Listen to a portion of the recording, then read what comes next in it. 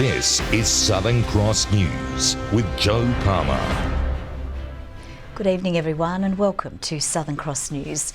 A storm is brewing tonight between Dark Mofo organisers and the Hobart City Council, with the future of the event hanging in the balance. The Lord Mayor says the council is reviewing the festival's funding, which tonight caused Mona owner David Walsh to fire up. Dark Mofo is once again at the centre of controversy. David Walsh himself tonight slamming Hobart's Lord Mayor for comments on future funding of the event. The council's 3-year funding period for Dark Mofo comes to an end after this year's festival, then set to be reviewed. We have invested $658,000 of ratepayers' funds, seed funding, into this event. So, as I've said, we will now review it and we'll see what happens after that. The Lord Mayor saying he'd received 17,000 signatures on a petition from religious groups and hundreds of emails from concerned citizens worried about the festival's content. We've got 116 nationalities in this city. We've got over 50 different religions in this city. Now, when I get complaints or any concerns from our community, my job is to listen. But Mona is hitting back, saying it would not sit down with the Lord Mayor to discuss the future curation. David Walsh saying that if the festival were to become tame, it would die within 3 years, and so money would be irrelevant. Event directors adding that the comments were deeply concerning and saying it was an attempt to censor art with the threat of funding cuts. Festival goers tonight defending Dark Mofo. Older folks, younger folks, everybody in between, and it had a great spirit.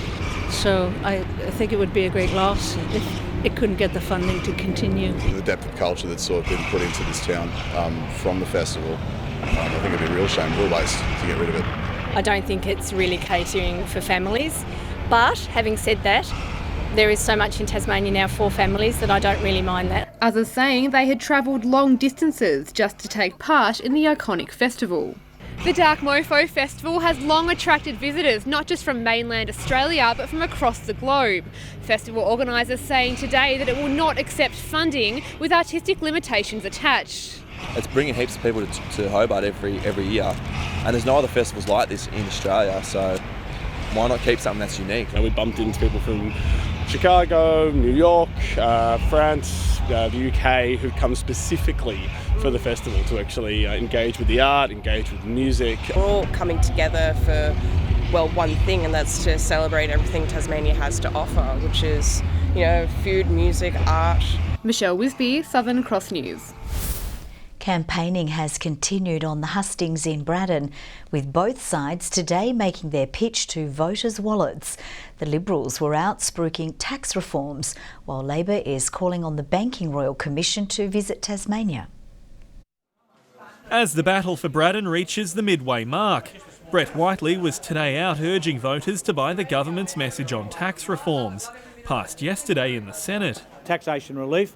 Firstly, for 39,300 people in Braddon, will receive up to $530, and as I said, if you're a hard-working couple in Braddon, that's potentially over $1,000. In excess of 10 million working Australians will benefit from the first stage of our tax plan. Labor's seeing red over the package, insisting it's geared towards the top end of town. If you did a list of the electorates in Australia, from those who benefit most to those who benefit least, guess who's at the top? Wentworth, Malcolm Turnbull's own electorate. And guess where Braddon is? I think it's 147th, is that right? So fourth from the bottom. The opposition is also calling on the Banking Royal Commission to visit Tasmania as it meets around the nation.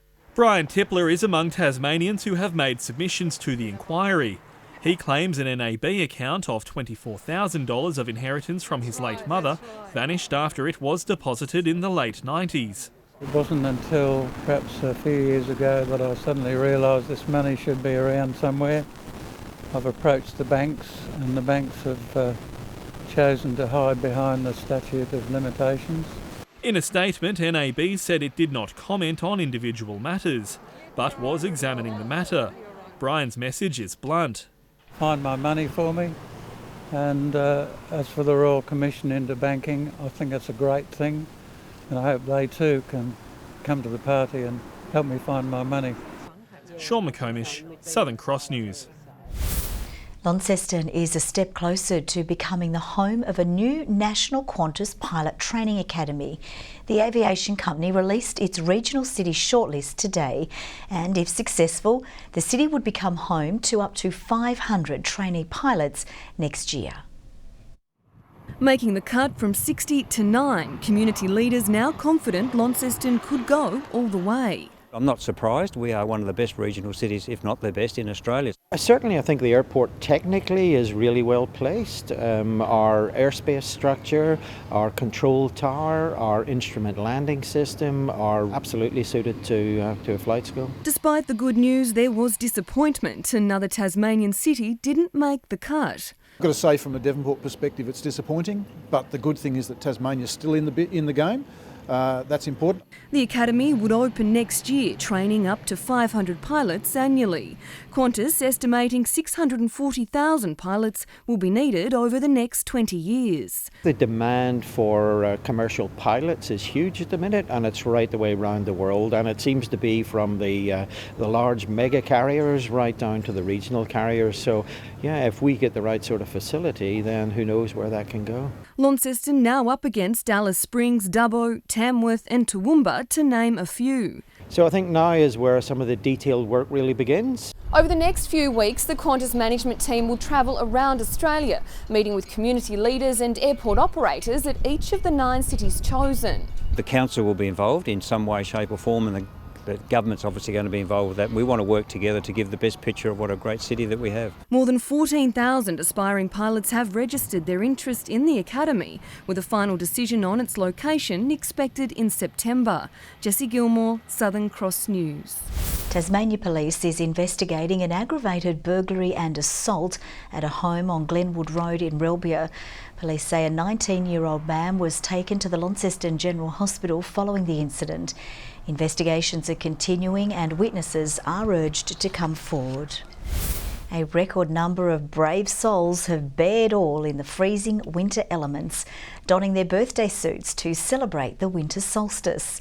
Thousands of dark mofoers taking part in the annual winter event, describing it as everything from a very rude awakening to instinctual. Now there is some nudity in this story, so viewers' discretion is advised. A red crack of dawn greeting a sea of bodies and red caps, all abreast, ready to bear all in the elements to celebrate the winter solstice. It's a real meeting point of nature and the elements with ritual. At a nippy 7 degrees, only for the brave Dark Mofo Festival goers, all hanging together before taking the plunge at 7:42 on the dot.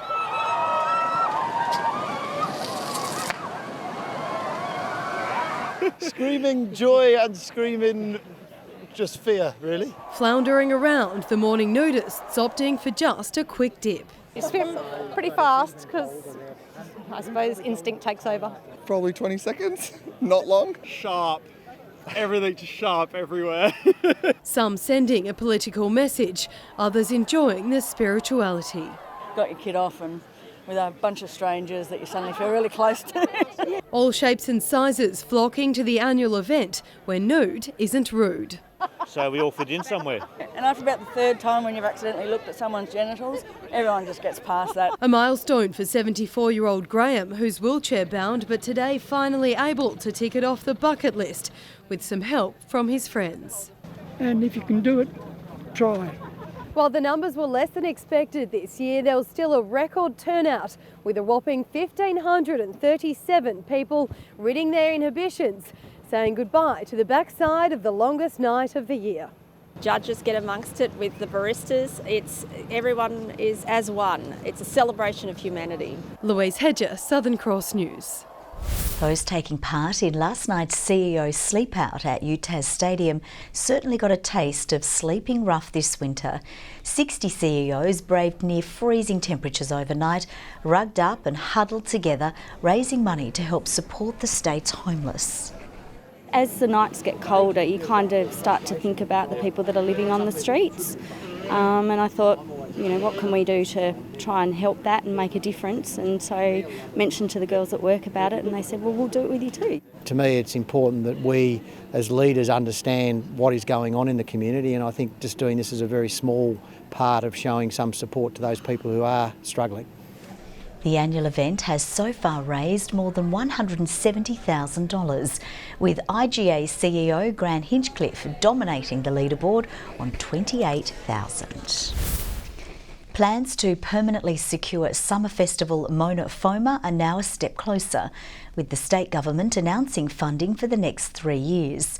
But despite consensus the event will be a major drawcard, the commitment falls short of what was asked. It's a ball that's been in motion for almost a year, and now plans to permanently secure Summer Festival Mona Foma in Launceston are within reach, the government hoping to spread the Mona effect. The impact has been not only profound for Tasmania's economic fortunes, but also for the Tasmania that we now see today. Earlier this year, Launceston was given a taste of what the move would look like, leaving many hungry for more. Now the state government says it's ready to deliver, committing $1.7 million per year. The nature of the Mona product worked very well here earlier this year, so our funding commitment will secure the event for the next 3 years. We're looking forward to coming north and engaging with new audiences and bringing that style of performance and engagement with community that we have been building on in Hobart for 10 years now with Mona Foma. The announcement is part of a $6 million funding package for arts and events in northern Tasmania, including Festivali. But some claim the government's commitment has fallen short, with organisers initially hoping for $8 million over 4 years. It's a significant amount of public funding, and we have competing demands. There will be some people who might say money should not be spent in areas like this. Despite this, organisers are confident the event will be a success, now chasing other avenues to secure additional funding. We were initially disappointed we didn't get the full amount, but it's a finite amount of money. It is a lot of money. I don't think it's going to be a lesser festival. It might be elements that we might be able to back up from other areas. We'll be looking for sponsorship and partnerships up here in Launceston, so there's all sorts of opportunities there. Judy Augustine, Southern Cross News. 65 works of art are now on display at Mawson's Place, all created by inmates of Risdon Prison. 9 winners from across 3 categories will be chosen by expert judges, with this year's theme of unfailing love expressing the stories from inside. The exhibition is run by Prison Fellowship Tasmania, displaying the artistic skills developed as part of rehabilitation programs. They've learnt new skills and they've become really proficient at it. And their expression at a time of great vulnerability is something that the public can actually identify with. The artworks will be on display until June 26. Tasmania Police has welcomed 19 new constables to its ranks. A graduation ceremony at the Rokeby Academy held to celebrate the end of 8 months of hard work. These 19 new officers ready for a life of policing. After 31 weeks of intensive training, they have all now officially graduated. The group made up of 12 men and 7 women from a diverse range of backgrounds. It was a big career move for Constable Loudon, who spent 10 years as a circus performer. I've worked with my body for a very long time, and I thought it would be nice to work with my brain as well. For others, it's been a dream for a long time. I joined the Defence Force a while ago and went through that, and it was something that through that I developed a desire to join into the police. I really like the idea of the variety of the job, the idea of getting to go out and you never know what the day's going to hold. With more new recruits preparing to hit the streets, Tasmania Police say it is monitoring where they can best be placed in areas of need. We've got a review going on at the moment, a capability review, to make sure that we're allocating the police officers where they are needed, and also seeing if we've got any capability gaps over the next 5 or 10 years. Constable Hobart was awarded Dux of the Class and had some wise words for anyone thinking of joining the force. I encourage anyone, male, female, any background, to give it a go if it's what you want to do. I don't think it should be based on gender. I think it should just be something that if you aspire to do, definitely go for it. Michelle Wisby, Southern Cross News. Now let's take a look at the day's business and finance news with thanks to Tasplan, your local super fund. The Australian share market has lost ground but has gained overall for the week, buoyed by the major banks. The ASX 200 index has dropped by 6.9 points, and a short time ago the Australian dollar was trading at 74.03 US cents and 107.25 New Zealand cents. North Hobart is welcoming back some much-needed names to its ranks. Injury-plagued star Colin Garland, Bailey Walker and Tassie Mariner Baxter Norton are all back, while Lauderdale has to fill the shoes of a suspended star. He was part of North Hobart's only win so far this season. Tomorrow we'll see whether former Melbourne Demon Colin Garland can be the difference again. But coach Richard Robinson will need all of his players to be at the top of their game to put an end to bad fade-outs cursing the team. We've got to go down there and crave consistency over longer periods of the game to give ourselves any chance of winning. Lauderdale has problems of its own, losing Phil Bellchambers to suspension after striking match code last week. The Bombers are also looking to wipe out late lapses. I think against Launceston we're up by 60 points and only won by 5 goals in the end. I guess that does help at the back end of the season when you are sort of needing percentage to get into the top 3. So these are the sort of things we're trying to work on. We haven't beaten them down there for 7 or 8 years. This weekend also sees the first ever statewide girls football final for independent schools. Female participation in the game continues to skyrocket. You always hear one of us yelling or, on the sideline or on the field, and that's what brings us together, is we have an energy and camaraderie. This is only the second year the Friends School has put a side together. The team's rapid rise will culminate in tomorrow's final against St Patrick's in Launceston. If you see just the excitement everyone has, especially when we get to tackle and stuff like that, it's incredible, and I think every girl should be able to have the opportunity to play because it's just fun, you get to just go out there and leave everything on the field. Those heading to the Hawthorn Gold Coast clash will be treated to a curtain raiser when the Inclusion Carnival final takes place. Western Australia will play the Northern Territory after Tasmania narrowly lost today's final round.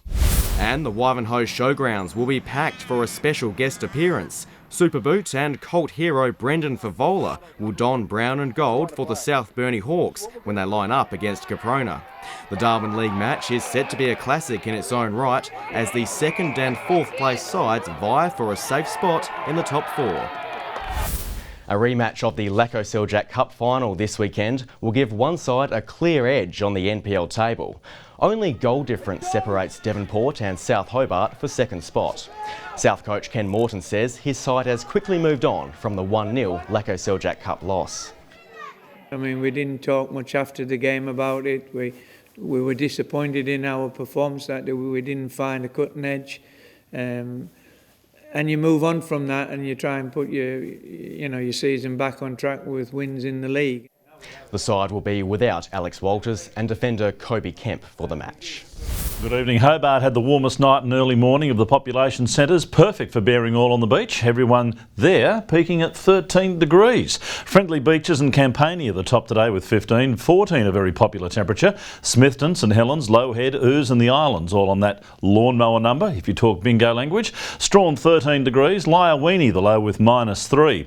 A mixture of low, middle and high clouds streamed over the state. Doesn't look like much, but it brought a shower or two to the west and north. A cold front has a band of cloud moving our way with a cold pool of air to its southwest. Some patchy cloud over southern and eastern parts of the mainland. The northwest of the nation cloud free. Tomorrow the front crosses in the morning, heralding a brisk southwesterly airstream. A trough persists over Queensland as a slow moving high lies near the Bight. 15 to 25 knot westerlies will turn southwesterly at 20 to 30 knots and could reach up to 40 knots over the south tomorrow, along with the lower east. Westerlies inland at 15 to 25 knots, swells in southern waters increasing to 5 to 7 metres. Gale warning from Wineglass Bay to Low Rocky Point, a strong wind warning for remaining coastal waters, a small craft wind alert for the lakes. A couple of degrees warmer overnight for Hobart tonight, 6, a top of 11 tomorrow, 3 for Maydena, a top of 8 tomorrow. Oatlands a possible shower and 8 degrees. For Launceston, mostly sunny and 13 the top for Devonport, 5 the high for Lyawini after a negative number overnight. For Burnie, an early shower and 12 the top for Strawn with showers easing from Marrawar and 11 degrees. St Helens mostly sunny and 13, 12 the high for Swansea, Orford a late shower though and 11. On Sunday, showers over the west and also the south, but mainly fine elsewhere. Those showers easing from the west and south by Monday evening, fine and partly cloudy for the rest of the state, and a shower for Strawn on Tuesday, partly cloudy and cool for the remainder. Mostly sunny in Perth tomorrow, a cloudy 15 in Adelaide, showers developing in Melbourne, a sunny Saturday for Canberra, Sydney and Brisbane. Partly cloudy and 12 in Hobart, 11 right now in Launceston, Devonport 12 and cloudy. Joe, you give me some funny looks about that number 14 lawnmower. Lucky 8, number 8, lucky 7, number 7, what, knock at the door, number 4. Lawnmower's number 14 in bingo language, because when you turn a lawnmower upside down, the blades are 14 inches long. I know you wanted to know that. I'm way too young for bingo, Murph, but thank you very much for the insight. And that's all from the news team for this Friday. Thanks for your company. See you a little later. Bye-bye.